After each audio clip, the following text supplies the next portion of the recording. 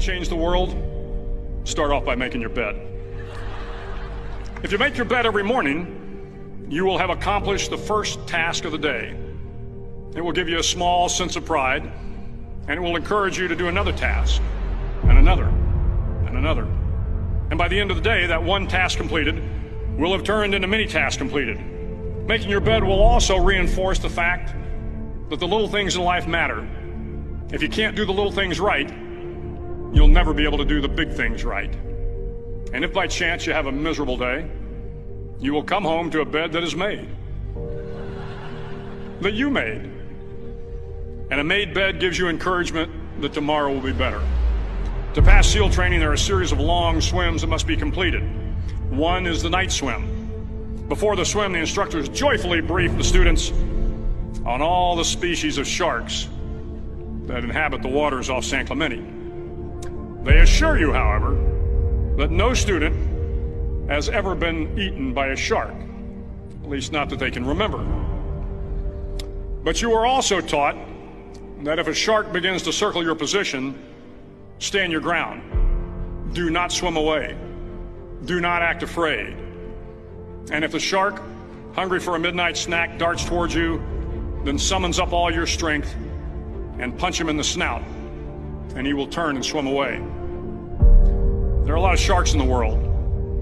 If you hope to complete the swim, you will have to deal with them. So if you want to change the world, don't back down from the sharks. Over a few weeks of difficult training, my SEAL class, which started with 150 men, was down to just 42. There were now 6 boat crews of 7 men each. I was in the boat with the tall guys, but the best boat crew we had was made up of the little guys, the Munchkin crew, we called them. No one was over 5'5".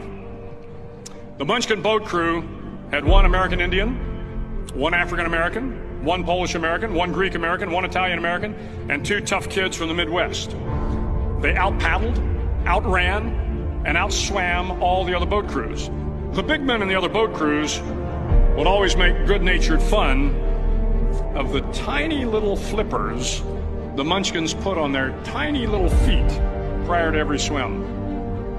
But somehow these little guys from every corner of the nation and the world always had the last laugh, swimming faster than everyone and reaching the shore long before the rest of us.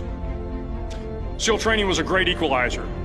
Nothing mattered but your will to succeed, not your color, not your ethnic background, not your education, not your social status.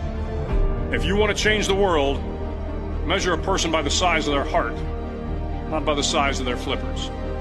The 9th week of training is referred to as Hell Week. It is 6 days of no sleep, constant physical and mental harassment, and 1 special day at the Mud Flats.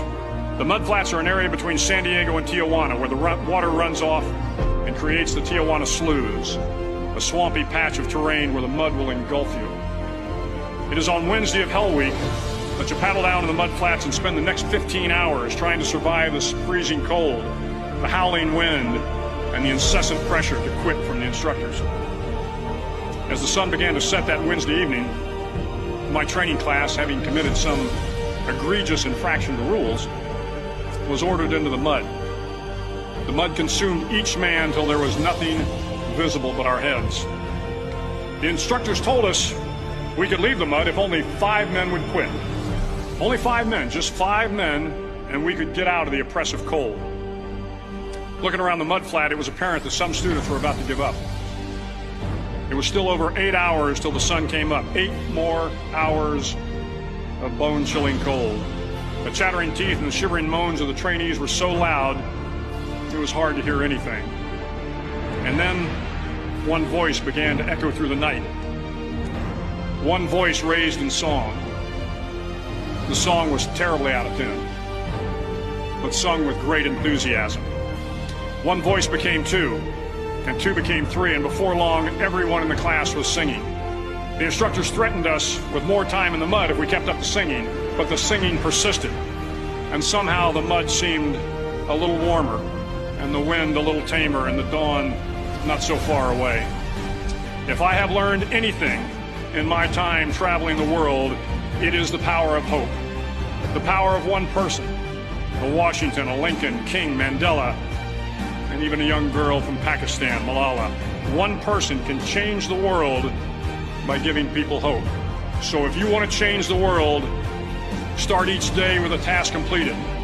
Find someone to help you through life. Respect everyone. Know that life is not fair and that you will fail often. But if you take some risks, step up when the times are the toughest, face down the bullies, lift up the downtrodden, and never, ever give up.